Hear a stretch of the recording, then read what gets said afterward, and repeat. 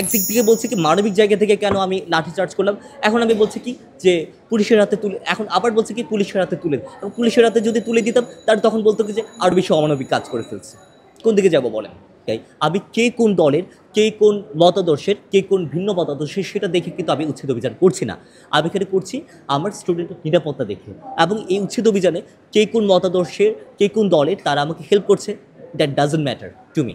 আমার কাছে ম্যাটার করছে তিনি আমার স্টুডেন্ট, আমার এখানকার বিশ্ববিদ্যালয়ের স্টুডেন্ট, তিনি আমার সিনিয়র হতে পারেন, জুনিয়র হতে পারেন, ব্যাচমেট হতে পারেন, তিনি আমাকে হেল্পটা করছেন। 197 নাম্বার ব্যালট রং ছিল।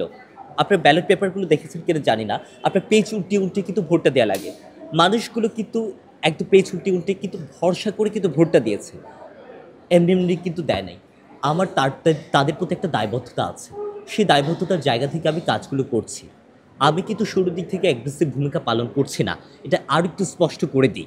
আমি আমার জায়গা থেকে প্রথমে বুঝাচ্ছি, বলছি, বলার পরে 6-7 দিন যখন উঠছে না, তখন তো আমাকে ভাই একটু হলেও তাকে দেখাতে হবে, কঠোরতা দেখাতে হবে।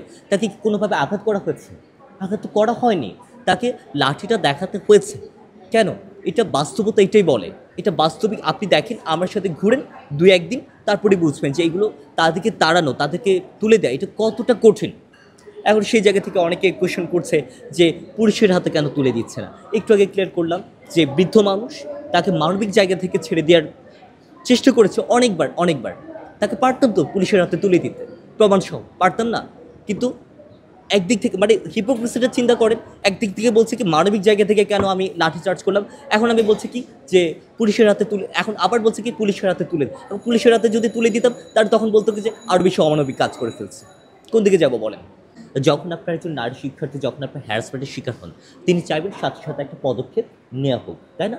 সো সেরকম কথা কিন্তু অনেকভাবে আসছে, এবং এটা আসাটা খুব স্বাভাবিক। এবং একজন নারী শিক্ষার্থী বলেন বা পুরুষ শিক্ষার্থী বলেন, তার নিরাপত্তা ক্যাম্পাসের মধ্যে পাওয়া এটা তার একটা অধিকার, এবং সেই অধিকারের জন্য তিনি ডাকসু থেকে শুরু করে, তিনি বিশ্ববিদ্যালয় প্রশাসন থেকে শুরু করে, প্রকচল বডি থেকে শুরু করে সবাইকে তিনি প্রশ্ন করতে পারেন, এটা তার একটা মৌলিক অধিকার। এবং সেই জায়গা থেকে ডাকসু একটি 73 অধ্যাদেশ দ্বারা স্বীকৃত একটি প্রতিষ্ঠান। এটা শুধুমাত্র, অনেকে মনে করে এটা শুধুমাত্র একটা ছাত্র সংগঠন, এমনটা না। আমরা কিন্তু প্রশাসনের একটা বডি, একটা ফর্মাল বডি, এবং আমাদের কিন্তু বেশ কিছু কি আছে, এখতিয়ার আছে। হ্যাঁ, আমি যদি এখন মাঠে নেমে যদি এগুলো যদি উচ্ছেদ অভিযান করি, সেটা হয়তো বা ব্যক্তিগতভাবে আমার জন্য একটু হুমকিস্বরূপ। কীরকম হুমকিস্বরূপ?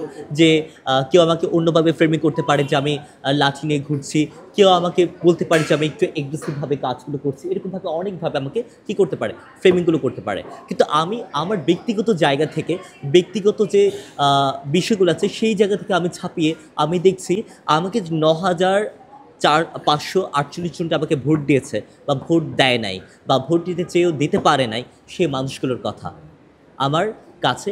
রাজনীতির ঊর্ধ্বে গিয়ে কীভাবে আমার বিশ্ববিদ্যালয়কে সিকিউর করতে পারবো, একজন ফিমেল স্টুডেন্ট যখন তার রোকেয়া হল, শুধুমাত্র রোকেয়া হল থেকে, আপনারা তো জানেন যে রোকেয়া হল পাশে, টিএসের পাশে, সেখান থেকে আসতে যেতে তাদেরকে হ্যারাসমেন্টের শিকার হতে হয়। তাহলে ভাবেন যে আমাদের পুরো ক্যাম্পাসটা কত বড়, সেখানে কীরকম ঘটনা ঘটে।